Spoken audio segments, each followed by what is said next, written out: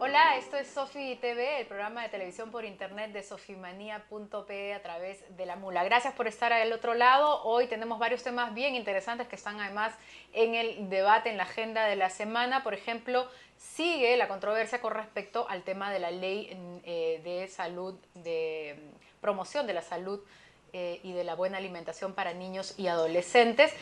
Ya ha sido aprobada, como sabemos, pero los industriales y sobre todo ellos y los anunciantes siguen dando la batalla. Estamos hoy con una nutricionista muy conocida ella, Geraldine Maurer, nos acompaña y con ella vamos a hablar paso a paso de qué son los alimentos hiperprocesados, qué califica como demasiada azúcar o demasiada sal, o qué son las grasas trans y por qué son tan malas para nuestros hijos. Hola Geraldine, gracias por Hola acompañarnos. Claudia, gracias a ti por esta oportunidad de dar a conocer más en detalle todo el tema nutricional que implica esta ley. Exactamente, hay mucha confusión, creo que hay falta de información, información que no está llegando al público de manera adecuada. Empecemos por lo primero, ¿no? Porque esta ley, de cierta manera, lo que busca es alejar los alimentos hiperprocesados de los niños, sobre todo, ¿no? Hay que tener eso muy en cuenta porque no se habla de prohibirle nada a los adultos. La prohibición es de estos alimentos dentro de las escuelas y también una restricción en la publicidad. Pero, ¿qué cosa es un alimento hiperprocesado y todo alimento hiperprocesado es dañino para la salud? Sí, sí Claudia, es un buen punto para aclarar. Porque claro, en todo el proceso de industrialización por el que vienen sufriendo los alimentos de hace décadas atrás, claro, se hacen con un fin de preservar un producto, ¿no? De que te pueda durar un poco más de tiempo y está bien, o sea, es excelente, todos lo usamos y a todos nos hace falta. Pero ¿qué pasa cuando clasificamos estos alimentos por el grado de modificación que han tenido? Porque tenemos alimentos ligeramente procesados que de repente solo tienen un lavado y un embolsado, por ejemplo, o un desinfectado y un embolsado para que esto tenga un tiempo mayor de vida. Pero hay otros alimentos que se denominan ultraprocesados. Este alimento ya digamos que forma a ser que es un conglomerado de otras cosas que generalmente han sido residuos de otros alimentos, a los que se les ha conglomerado y se les ha dado sabores y colores. Ya. Finalmente, uno no sabe qué cosa es ese producto.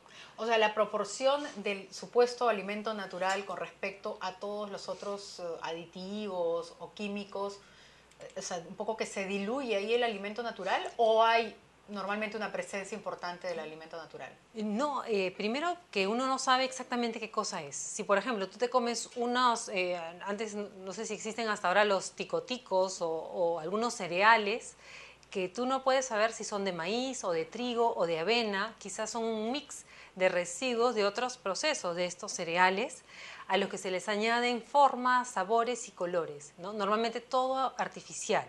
Entonces vamos a tener un producto con harinas muy refinadas a los que si se dirige para niños se les llena de azúcar y se les llena de colores. Entonces, a la hora que nosotros leemos la lista de ingredientes, nos damos con la sorpresa que hay unos nombres que no podemos entender, que no comprendemos, unos nombres rarísimos y una lista como de 50 elementos. Entonces, ese es un alimento ultra procesado que dentro de las últimas recomendaciones que hacen los expertos se deben comer eventualmente. No es un producto, porque tampoco se le puede considerar un alimento que se pueda consumir diariamente, como si hoy en día sucede en las escuelas, por ejemplo, o están muy al alcance de los niños. También otra de sus características es que es súper publicitado.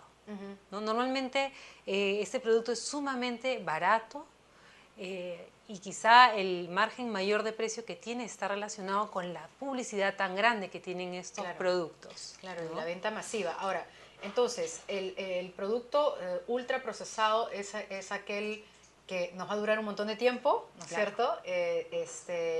Y que tiene en su composición una serie de químicos, ¿no? Y de elementos no naturales. ¿Qué elementos suelen estar presentes en estos productos ultraprocesados y por qué son dañinos o malos si se comen con frecuencia? Claro, porque contienen primero mucho azúcar, Y ya está comprobado que el exceso de azúcar sí es una de las causales de los problemas metabólicos y de obesidad hoy en día, en niños y adultos. Segundo, que tiene colorantes artificiales, normalmente son derivados del petróleo, ¿no? Ni siquiera son naturales, porque en países europeos, en muchos de ellos, ya se prohíben todo tipo de colorantes artificiales porque estos han demostrado ser cancerígenos en animales de laboratorio, ¿no? Y por supuesto que ya los han prohibido para el consumo humano, entonces se prefieren solo los colorantes de origen natural. En muchos países, en nuestro país no hay ese tipo de restricciones y bueno, tampoco es que creo que hayan muchos estudios o mucha investigación, fiscalización cuando llegan estos productos del extranjero o se preparan acá, a ver qué cantidad de metales pesados pueden tener estos colorantes de tipo artificial. Estamos hablando de alto en azúcar, colorantes derivados de petróleo, saborizantes, ¿no? Artificiales también. Químicos también. Así es, y conservantes. Y también fíjate que, haciendo un paréntesis, hay muchos estudios que también hacen una relación bien directa con este tipo de productos llenos de azúcar y colorantes, con la hiperactividad en los niños, con los problemas de atención en los niños. Entonces acá tenemos un doble factor muy, muy negativo, justamente para que estos alimentos se vendan en las escuelas. Ahora, la gente parece no estar muy consciente o no querer terminar de creer que lo dañino que realmente son estos alimentos o estos productos, quizás porque es invisible toda esta carga artificial que hay y porque, digamos, los problemas no se dan de inmediato, ¿no? O sea, claro, se dan en el tiempo y poco a poco, paulatinamente, claro, ¿no? Yo estoy segurísima de que si uno ingiriera una de estas cosas y el efecto fuera inmediato, pues obviamente ningún padre le daría eso a su hijo, ¿no? No sé si podemos ver, ya Marco, este video que grafica muy bien el tema del azúcar. Por ejemplo, ¿cuánta azúcar es mucha azúcar y cuánta azúcar contienen normalmente estas botellas de gaseosas que los niños toman una al día en el Perú casi, ¿no? Es importantísimo, sí. Según la encuesta global de salud escolar del 2010 aparece que más del 56%, el 56% de alumnos consume más de una gaseosa al día. El 56% de alumnos en el Perú toma una o más gaseosa diariamente. Y eso ya es un factor negativo para que la tiene varias onzas de azúcar en su contenido. Ahora, esta encuesta global de la salud escolar es una encuesta realizada en el 2010, me dices, por la Organización Mundial de la Salud con el Ministerio de Salud. El Ministerio de Salud del Perú. Del Perú. Esos son datos oficiales. Datos oficiales, exactamente. ¿Está ahí el videito? Ahí está. No, el otro ya, Marco.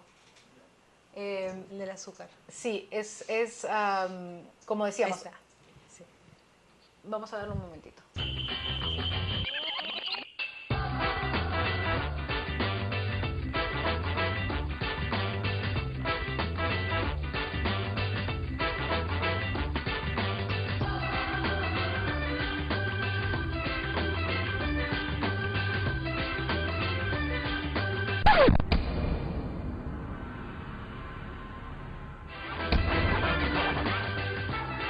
¿Por qué se comería 16 paquetitos de azúcar? Lo que no sabe la gente es que cuando se toma esa cantidad de botella de soda, de gaseosa, se está tomando los 16 paquetitos de azúcar, exactamente, ¿no? Ese es el problema. Ahora, y claro, y no es que te lo tomas una vez cada 3 meses, ¿no? La gente los consume con mucha frecuencia, en parte por la, digamos, practicidad, la comodidad de la vida moderna y por este bombardeo publicitario que definitivamente no te dice qué tan malo es lo que estás consumiendo. Claro, ¿no? claro. Pero ¿por qué es malo tanta azúcar y cuánta azúcar es considerado, o sea, cuánto más de azúcar es considerado fuera de lo saludable? Por ejemplo, para los refrescos, lo ideal es tomar, por ejemplo, una cucharadita por vaso. Y en general acostumbrar el paladar a consumir bien bajo de azúcar, porque es una cuestión de costumbre también. Uno se va acostumbrando a comer cada vez más dulce, más dulce, más dulce, ¿no? Por ejemplo, las recomendaciones más saludables resaltan el 5% de azúcar dentro de las calorías, por darte un ejemplo Pero numérico, por ejemplo, ¿no? en un vaso, porque hay quienes defienden estos productos tratando de equipararlos con, por decir, el jugo de naranja. O las frutas, que en general tienen azúcar, obviamente. Claro, pero no se puede comparar, por ejemplo, el azúcar contenida en estos alimentos también de fácil acceso, como los alimentos naturales, porque no tenemos, digamos, un límite para consumir alimentos naturales. Estos no están dentro de la ley porque son alimentos nutritivos que tienen vitaminas, minerales. Claro que tienen un poco de azúcar porque necesitamos un poquito de azúcar, pero no en las cantidades como las que hemos visto en esta bebida gaseosa, por ejemplo, ¿no? Esa cantidad tan grande de azúcar. Para consumir esa cantidad de azúcar con jugo de naranja te tendrías que tomar un cajón de azúcar, sí, pues más o menos, un cajón de naranjas o, menos, o algo así, algo que es totalmente improbable. Pero además, tú me comentabas que las gaseosas, los jugos, incluso el frití y todo este tipo de bebidas envasadas tienen ácido fosfórico. Exacto. O sea, no es solo el azúcar lo que hace daño. Exactamente. ¿Qué cosa hace el ácido fosfórico en la salud? Bueno, el ácido fosfórico descalcifica. Entonces, cada vez que un niño o un adulto se toma una bebida gaseosa o casi todas las bebidas envasadas contienen ¿Y los jugos en caja también? También, muchos de ellos lo tienen. Ya. Son acidulantes. A veces vienen con otros nombres como hexametafosfato de sodio, nombres rarísimos donde nunca lo podrías ubicar, o acidulantes, ¿no? Y estos son como unos quelantes cuando los tomas, entonces captan tu calcio, magnesio y zinc y te desnutren, imagínate. O sea, cada vez que un niño toma una bebida gaseosa se desnutre un poco. De los huesos, ¿no? Y uno lo que quiere es que al contrario, que los niños estén bien nutridos, porque además, por ejemplo, de consumir calorías vacías con ese tipo de comida, se desnutren.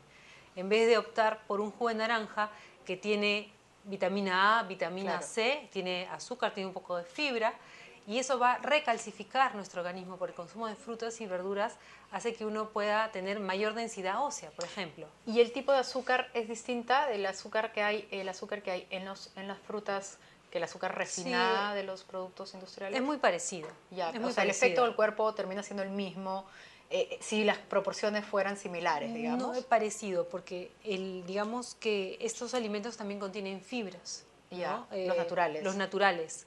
Contienen agua, fibra, vitaminas, minerales. Entonces, por ejemplo, si me como una manzana, también el índice glicémico va a ser mucho menor. ¿Qué es el índice glicémico? Es una digamos... Una medida del azúcar. Exactamente. En la sangre cuando comes un alimento comparado con el azúcar, que es 100. Entonces, si me como una cucharada de azúcar, voy a tener 100. Y si me como una manzana voy a tener 20, por decirte. Entonces, eso genera un impacto para la salud bien importante porque hace que uno no eleve mucho la insulina en la sangre, que es uno de los factores principales de la generación de diabetes. Porque hay también un factor genético, de predisposición genética en la diabetes, pero que puede ser gatillado, digamos. Pero el 90% tiene que ver con tu estilo de vida. Con el estilo de vida. El 90%, exactamente. ¿Con qué comes? Cómo comes, cómo es tu vida, qué hábitos alimenticios tienes. Para hacerlo fácil para la gente, o sea, ¿por qué tomar azúcar frecuentemente, mucho azúcar, se convierte en diabetes? O sea, ¿va creando una resistencia al páncreas, una cosa así? Sí, porque va elevando muchísimo la insulina en la sangre, ¿no? Y esto y genera esta resistencia a la insulina junto con la obesidad. Normalmente viene junto con el tejido adiposo. Cuando uno empieza a engordar mucho, pongamos 10, 15, 20 kilos, ya va a haber una resistencia a la insulina, ¿no? Entonces va a haber mucha insulina, pero no es una captadora de glucosa. Bueno, y es cierto que uno no muere de diabetes, pero sí su calidad de vida se restringe bastante, ¿no? Claro, y el hecho de tener mucha insulina en la sangre permanentemente por el factor de obesidad y los malos hábitos hacen que el cuerpo esté todo inflamado y eso predispone a la enfermedad cardíaca. Uno empieza a generar ya daño cardíaco y también cáncer. O sea, estas dos enfermedades se disparan con la insulina muy elevada. Solo para terminar, el tema de las grasas trans, del que se ha hablado mucho también. ¿Qué cosas son las grasas trans? ¿Están en los alimentos ultraprocesados? ¿Están también, por ahí algunos dicen, en la leche materna o en las carnes? Sí, mira, la grasa trans es una grasa industrial, así la podemos denominar, ¿no? Es una grasa que primero fue un aceite y luego pasó por la industria, se calentó mucho y por un proceso se vuelve hidrogenada y como una manteca sólida. Y esto es muy dañino para el corazón y también se ha identificado como un alimento que causa cáncer. Entonces, lo consumimos en muchos alimentos envasados porque las galletas, muchos panes, los bizcochos, todo tiene esta margarina y no nos damos cuenta, ¿no? Ni nos imaginamos que esto puede tener grasa trans. La margarina que se usa para untar en casa también. Otra fuente de grasa trans son los alimentos fritos. Por eso todo lo inmerso en aceite es muy dañino, ¿no? Uno, porque cuando ya la grasa, los aceites, se les eleva mucho la temperatura, se convierten en trans, cuando quizás no lo eran antes, o era una proporción muy pequeña. Entonces imagínate, todos estos aceites que preparan todos estos bocaditos fritos. Hay que evitar, ¿no? entonces, Claro. ese tipo de alimentos, sobre todo de una manera continua y o es bien frecuente, engañoso, ¿no? porque ahí juegan con un tema del redondeo de cifras. Por ejemplo, un producto dice que es una fritura que está inmersa en este aceite que te comento que es full grasa trans, y dice 0 grasa trans en el Ya. paquete, y es imposible. Ah, sí. No, es No me imposible. digas, yo estoy Pero- comprando productos que dicen 0 grasa trans. No, pero estas cosas son frituras, Ah, ¿no? ok. Papitas Pero fritas, ahora hay productos tortis. importados, galletas que dicen 0 grasa trans. Nacionales también, Claro. me parece que recién algunos están comenzando Sí, a habría que ponerlo. mirar qué tipo de aceites usan, ¿no? Si son importados, posiblemente sea Ya. verdadero. Pero Acá si hay son mucho estas, engaño en sí, este tipo es de cierto, y etiquetado. poca Entonces, fiscalización. Pero en todos estos chisitos, papitas o tortis que son fritos, bueno, los chisitos no sé si son fritos, es imposible que no estén usando grasa es trans, dices tú. imposible porque ya el aceite, que es muy usado, muy recalentado, ya es Se grasa trans, es un convierte en tóxico eso. prácticamente. Entonces, como es una cantidad bien pequeña, son como 25 gramos, ponte que hay 0.5 de grasa trans y las demás grasas son distintas. Entonces dice, por ejemplo, por decir algo, 3 gramos de grasas y 0 grasa trans. Claro. Pero como es 0.5, lo redondean a 0. Pero ¿y si yo me como ¿En 100 serio? gramos? Me estoy Pero eso comiendo es, 2 gramos. eso es una burla. Ya, pues es que eso dice la norma, que digamos, Increíble, sí. Por eso es que increíble. se está tratando de que se etiquete grasa trans. ¿Qué es Sí. lo que están haciendo en Chile? Acaba de salir aprobada esta ley que desde el año pasado estaba justamente en el Congreso, el Ejecutivo la devolvió para que hiciera unos arreglos y la acaban de promulgar precisamente para que no se venda comida chatarra en los colegios, Claro. para que no se, para que se restrinja la publicidad a niños igual. Y bueno, y una serie de otras cosas. La rotulación, por ejemplo, en la que debe figurar alto en calorías, alto en sal, alto en Claro, azúcar, como un ¿no? semáforo. De una manera que la gente pueda entenderlos. Solo para terminar, ¿la leche materna tiene grasa trans? ¿Las carnes Ya. tienen grasa trans? Mira, la leche materna naturalmente no tiene grasa trans. Va a depender de lo que come la mamá para que su leche tenga grasa trans. Si la mamá va a comer margarina y ese tipo de grasas tipo Le va a pasar fritura, al le niño. va a transmitir a su bebé ese tipo de aceites. Entonces, si la mamá sí lleva una dieta saludable, libre de grasa trans, su leche no va a tener grasa trans porque es exclusiva de los rumiantes, ¿no? Correcto. Entonces, digamos, las carnes sí pueden tener en la grasa frita. Podrían, sí, claro, si se eleva la temperatura de las grasas, ¿no? Muy, Correcto. muy pequeñas cantidades. Y la leche también contiene, pero pequeñas cantidades de grasa trans. Verdad, verdad. Bueno, muchas gracias por habernos Gracias a ti, iluminado un Claudia. poco en Muchas este tema el día de gracias. hoy, Geraldine. Muchas gracias Nos a estamos ustedes. reencontrando. Gracias. Gracias. Volvemos, no se muevan porque vamos a seguir hablando de temas de salud con respecto a la prueba que se hizo Angelina Jolie, BRCA1 y BRCA2. ¿Qué mujeres califican para hacerse ese tipo de prueba y una posible mastectomía, que es, como ya sabemos, la extirpación de los senos? No somos todas, solo algunas que cumplen algunas características, entonces para que usted se quede tranquilo, escuche lo que tiene que decir en un momento más el especialista en mamas y oncólogo, el doctor Raúl Velarde de la Liga Peruana contra el Cáncer. Volvemos en segundos.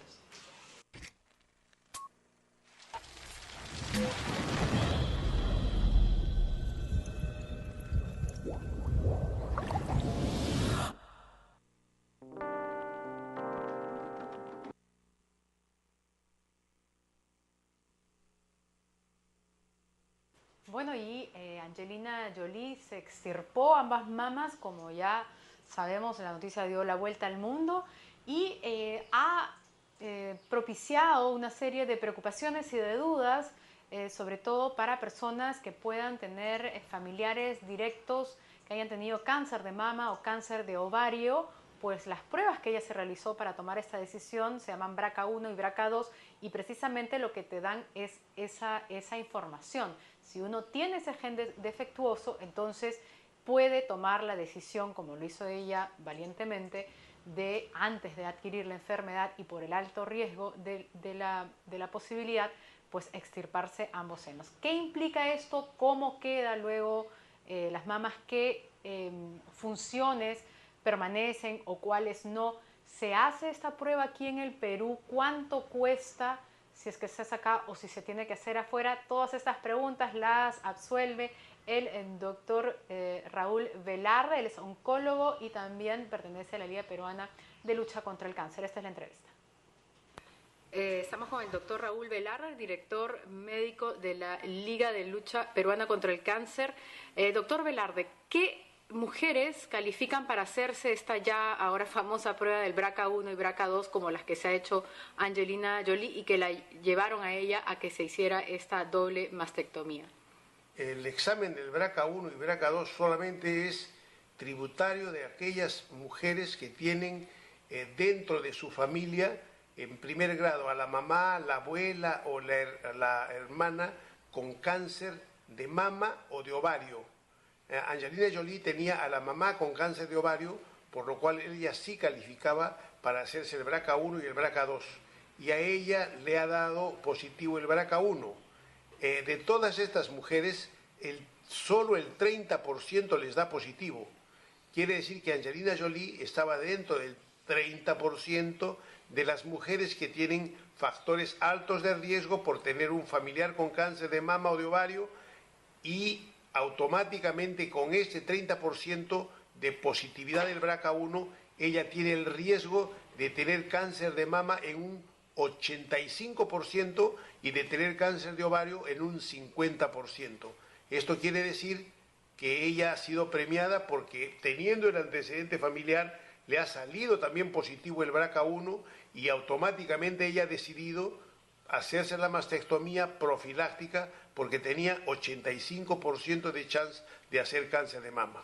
Ok, entonces, si lo entiendo bien, cualquier mujer que tenga en su familia o la hermana o la madre o la abuela con uno de estos dos cánceres de mama o de ovarios, sí califica para hacerse estos exámenes. Ellas son las que califican, no es para la gente, para toda la gente, solo las que califican teniendo estos factores de riesgo, y de todo este grupo de 100 mujeres que califican, solo a 30 mujeres les da positivo el BRCA1, BRCA2, y de esas 30 mujeres solamente a 25, 26 les va a dar cáncer de mama, y de esas 30 mujeres a 15 les va a dar cáncer de ovario.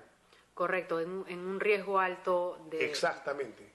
Ok, entonces, solo para que quede claro el tema de la cercanía de la familia que tenga estos cánceres.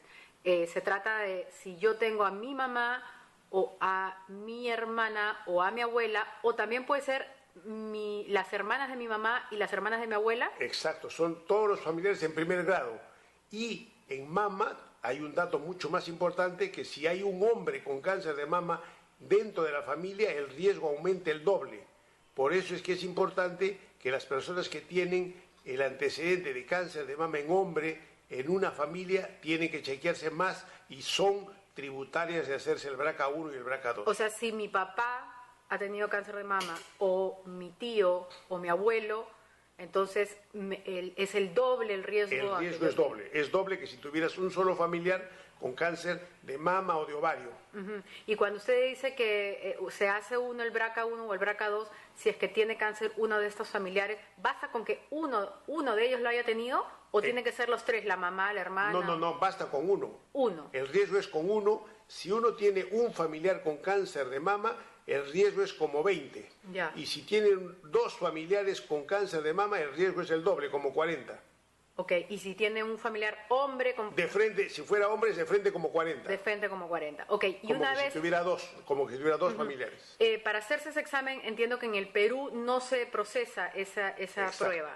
¿Se tiene que hacer en uno o dos laboratorios y se manda fuera?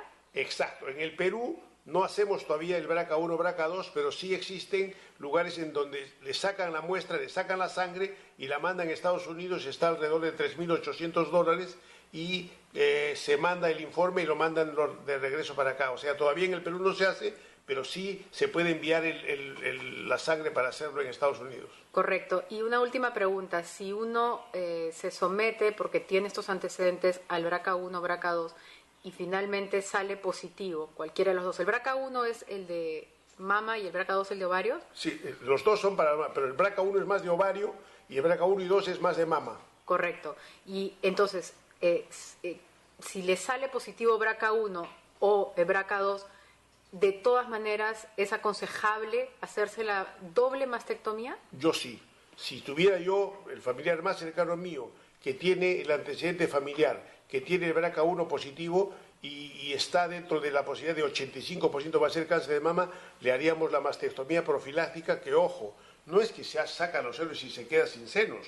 La mastectomía profiláctica significa que uno hace una incisión baja, saca los dos senos, pero conserva la piel, conserva el pezón, la areola, todo, y el cirujano plástico viene, coloca las prótesis e inmediatamente se cubre con la piel. En la misma operación. En la misma operación, y la paciente sale. A Angelina Jolie le han hecho esta cirugía y ha salido con sus senos hasta mejor que antes, porque el plástico le ha puesto un implante de tal forma que estaba o igual o mejor que los senos que tenía anteriormente. Correcto, entonces no hay que pensar que la mastectomía no es mutilante, no es mutilante, le queda todo normal. El único problema que tienen las mujeres que se hacen esto acá es que no pueden dar de lactar. Ya no pueden. El resto es completamente normal, inclusive la sensibilidad de tener en la piel es otro órgano, lo recupera completamente. No es inmediata porque inmediatamente va a sentir como que está adormecido todo, pero la sensibilidad regresa a los 2, 3, 4 meses. La misma sensibilidad en las mamas van a ser igual. ¿Y algún cambio hormonal sucede? Hormonalmente no hay ningún problema porque, al contrario, no, el hormonal es, entre comillas, no tiene nada que ver porque los ovarios todos siguen funcionando. Correcto. Todas sus hormonas siguen Correcto. normal. ¿Y cuándo se decide sacar los ovarios? Los ovarios es una decisión personal de la paciente, ¿no? Yo pienso que Angelina Jolie, con el riesgo que se ha sacado esto acá, se han sacado las mamas porque tiene 85%, los ovarios tienen 50% de chance de hacer cáncer, en el ovario se lo va a sacar los ovarios con una cirugía laparoscópica, es lo más simple del mundo. Correcto. Bien, muchísimas gracias entonces por esos alcances. Encantado. Gracias.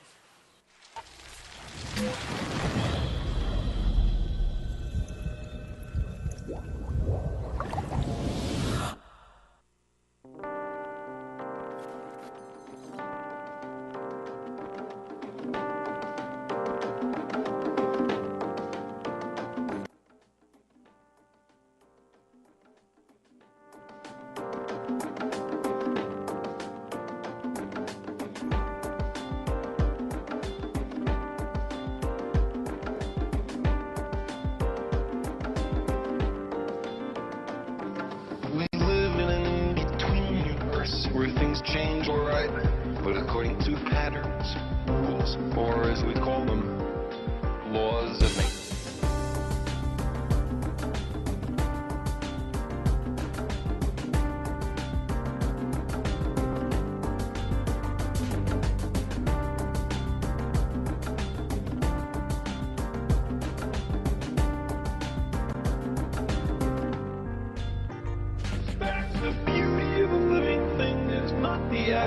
That go into it, but the way those atoms are put together. The cosmos is also within us. We're made of star stuff. We are away. The cosmos and know itself. Across the sea of space, the stars are others. We've traveled this way before, and there is much to be learned.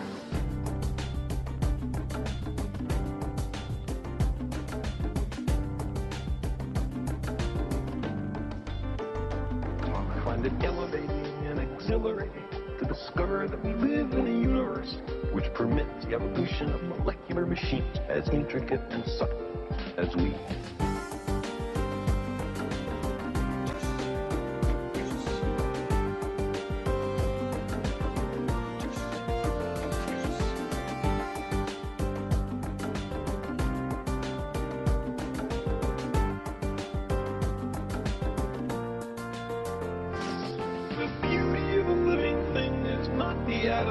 That go into it, but the way those atoms are put together.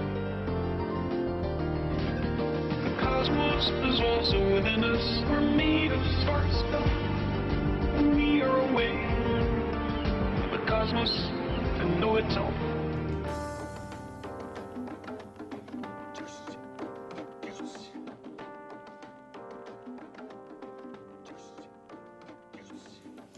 Bien, de vuelta aquí en Sofi TV, gracias por estar aquí y tenemos una sorpresa para ustedes, viene directamente de Australia, es peruano y trabaja en animación de grandes películas, que de hecho muchas de ellas ustedes las deben haber visto, una de ellas, por ejemplo, a ver suelta ya Marco, Happy Feet.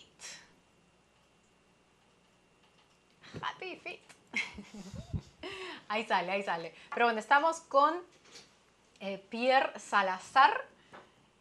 Pierre es un peruano que trabaja en la industria del cine. Estas escenas que estamos viendo son parte de las escenas que él mismo ha trabajado en la escenografía. Él ya nos va a comentar. Gracias por estar hoy aquí. Gracias Patrick. por tu invitación. Pierre, perdón. Gracias por invitarme antes que nada y quería hablar un poco de mi trabajo que he venido llevando este último tramo por 7 años en Australia y he venido acá a Lima para la ocasión de la apertura, la inauguración de la Escuela de Cine y Efectos y Postproducción de Lima, perdón.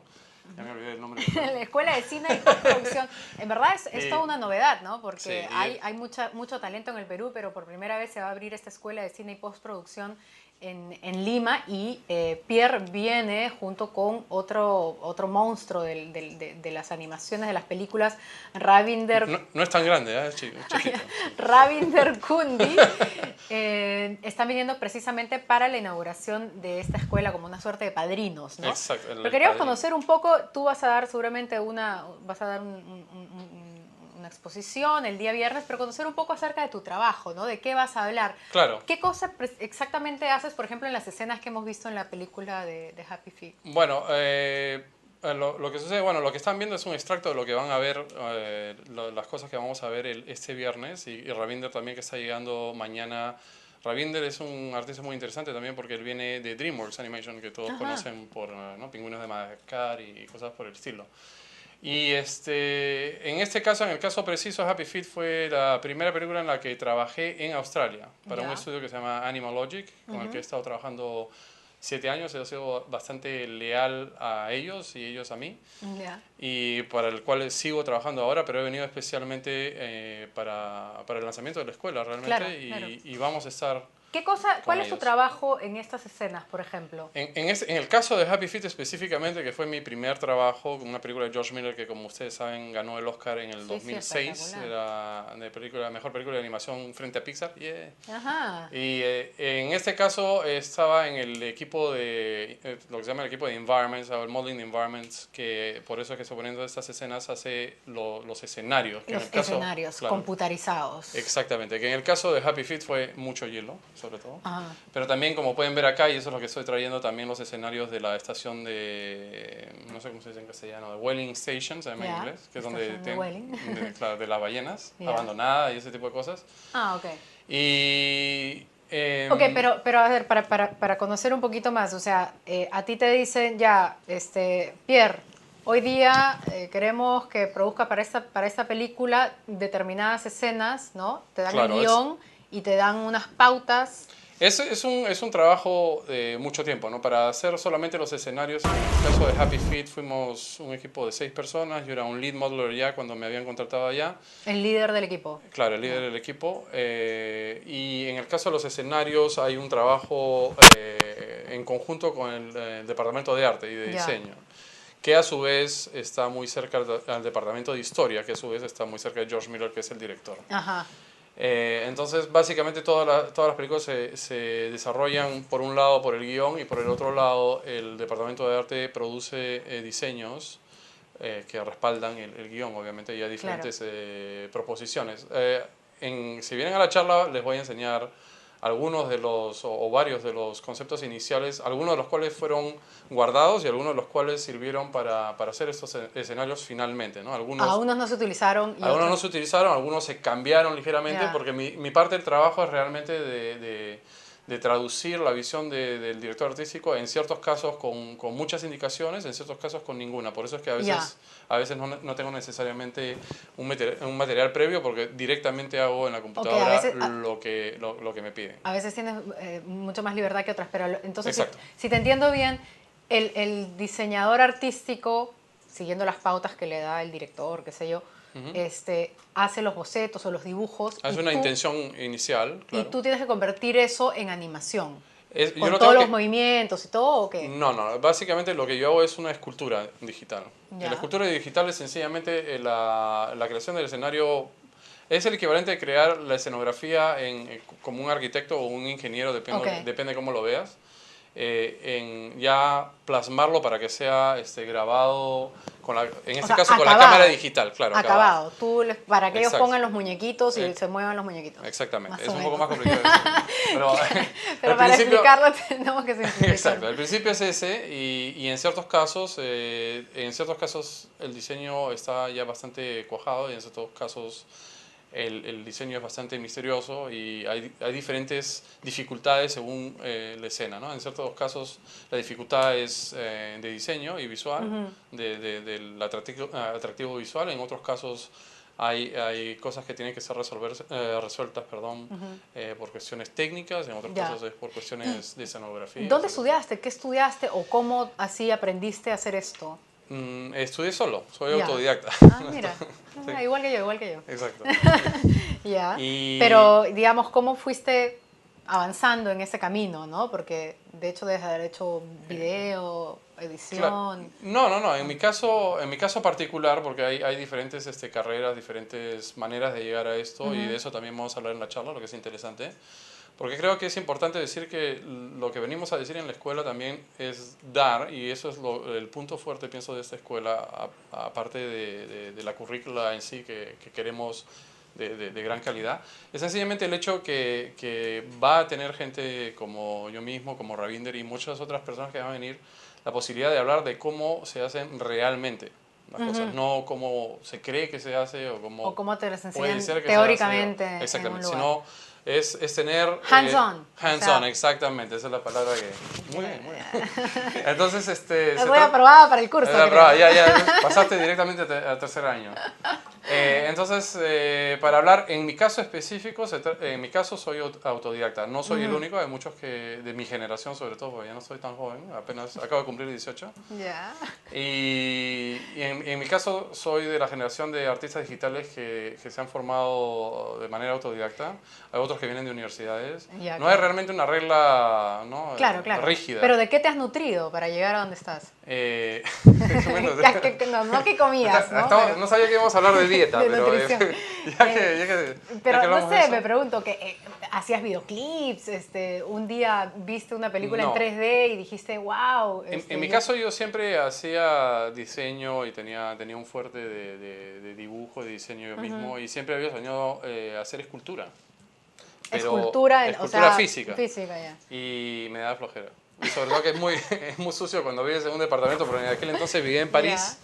Y los departamentos de París son muy pequeños, bueno, esa es toda la anécdota y no tenía muchas ganas de tener que limpiar Ya. cada vez que hacía una Entonces escultura. lo trasladaste a la computadora. Exacto, prácticamente. genial. Pero lo hice realmente en una época en que todo esto comenzaba, era algo relativamente nuevo, eso ya fue hace 15 años. Así que fueron experimentando en el camino. Exactamente, juntos. y éramos pocos los que hacíamos esto y había sitio para aprender, pero también había sitio para experimentar. Claro, y para aportar, ¿no? Exactamente. Y en mi caso hacía eso y hacía otras cosas que no tenían mucho que ver. En el mundo del diseño hacía tatuajes, por ejemplo. Ajá, ya. Pero claro, mi caso es un poco excepcional, ¿no? He hecho fotografía también, pero todo de manera autodidacta. Teníamos otro video donde hay una escena de un avión. Y, Ya, esa es una escena de Knowing, la película Knowing. Y, con Nicolas Cage. Eso es interesante porque es diferente a la de los pingüinos, que todo es Claro, computarizado. En exacto. este caso es mezclado con humanos. Es parcialmente, es efectos visuales. en Acá ese tú has caso. hecho el efecto del avión estrellándose y todo esto. Acá supervisé, o sea, fui lead modeler de esta secuencia también. Hay muchas cosas que es típico. Vamos a ver el antes y después también cuando vengan a las charlas de que tienen que venir. Ya. Eh, Muchas cosas que es típico. Pero de- hay muchas cosas que son típicas de los efectos visuales que tienen que ser, digamos, invisibles. A diferencia de una película de animación donde obviamente el efecto está frente a uno y que es más una cuestión de diseño, estábamos tratando por lo menos, espero que hayamos logrado hacerlo lo más realista posible y lo más, bueno, real, ¿no? Que parezca que todo ha Claro, sido porque filmado. ahí tienes que interactuar con la realidad. Exacto, o sea, que entonces ahí va- tienes que ocultar cosas. Exacto, es más ocultar, Los enaguas, los fustanes. Exacto, no, hay mucho, sí, hay mucho trabajo, digamos, ingrato, no tan excitante en ese tipo de escenas. Trabajo técnico, trabajo de preparación, trabajo de reingeniería de la escena, porque sobre todo esta toma es particularmente complicada porque es un plano secuencia. ¿Podemos verlo otra vez, porfa? Claro, es un plano secuencia. Claro, que no tiene corte. A decir verdad, yo, bueno, supervisaba toda la parte del modelado, pero había toda una parte interesante de tracking también. Me gustaría traer... Bueno, una pregunta que de repente parece muy complicada, pero, o sea, de repente la respuesta es muy complicada, pero te pido que trates de hacerla simple para nosotros los ignorantes en todo esto. Ya, tú inventas el avión, ¿no? En tu computadora con todos los efectos, el avión se está cayendo y todo, e impacta, ¿no? Claro. Ya, ¿eso cómo lo meten en la escena del... Bueno, hay diferentes etapas, como te digo. En todas estas películas que sean animadas o que sean lo que decimos live action, que tiene actores reales, en este caso Nicolas Cage, obviamente es real. Y parte de la locación es real, fue filmada en Australia, por cierto. Durante toda la película pensamos que estamos en los alrededores de Boston, pero es en Australia. Y son etapas. Se filma la escena sin el avión, obviamente, o sea, claro, cielo vacío. Se compone. Nosotros hacemos paralelamente a eso una escena 3D, que es una reproducción hasta cierto punto de la escena geográfica. Ya. La reproducimos, hacemos un tracking, lo que se llama un tracking, o sea, para poder guiar la cámara virtual para que se conecte exactamente con el movimiento de la cámara real. O sea, es un clon, digamos, para hacerlo sencillo, ¿no? Claro. Clonamos. Es un proceso bastante lento, lo clonamos Tienes que sincronizarlo. Lo sincronizamos y animamos el avión. El avión lo fabriqué yo, todos los efectos de destrucción, aparte del fuego en sí, porque el fuego en sí es otro equipo que lo hace. Ya. Y básicamente lo que yo tengo que ayudar el tracking, determinar las distancias. Hay algunos autos, por ejemplo, en esa toma que ni siquiera se sienten que no están ahí, porque en realidad es solamente un par que fueron filmados. Tuvimos que aumentar poniendo más autos. Entonces hay que saber matemática también, ¿no? Hay partes del equipo que tienen que saber matemática. Yo tengo que saber solamente entre centímetros, metros y pulgadas. Es suficiente para mí. Bueno, aunque a veces han habido casos en que sí me he rascado. No soy muy bueno para... Te voy a decir sincero contigo, no soy muy bueno en matemática. Pero siempre tienes a alguien que... Sí, siempre hay alguien. Hay ahí sus capos que complementa. Exacto. Oye, muchas gracias. Realmente se ve que va a estar sumamente interesante para todas las personas que les interese. Ese es un evento abierto a cualquier público, no a la gente que se va a inscribir en la Escuela de Cine y Postproducción, claro, ¿no? Vayan a la página de Facebook de la escuela. Hay que pagar por la entrada porque estamos comenzando y porque son caros ustedes. No, está bien, lo valen. Son dos personas muy importantes en el mundo. Pero fíjense en la página de Facebook de la escuela, ahí están todos los datos. Pero sí, todos están invitados, eso definitivamente. Y pienso que va a ser interesante para aquellos que van a terminar yendo a la carrera, pero van a ser muy interesantes inclusive para profesionales, para aquellos que ya están trabajando en el medio de la postproducción. No es solo para cine, es para publicidad. Efectivamente, son las mismas herramientas de todas maneras. Reportajes, para series, lo que sea, televisión. Al final no hay límite realmente para la utilización de estas herramientas.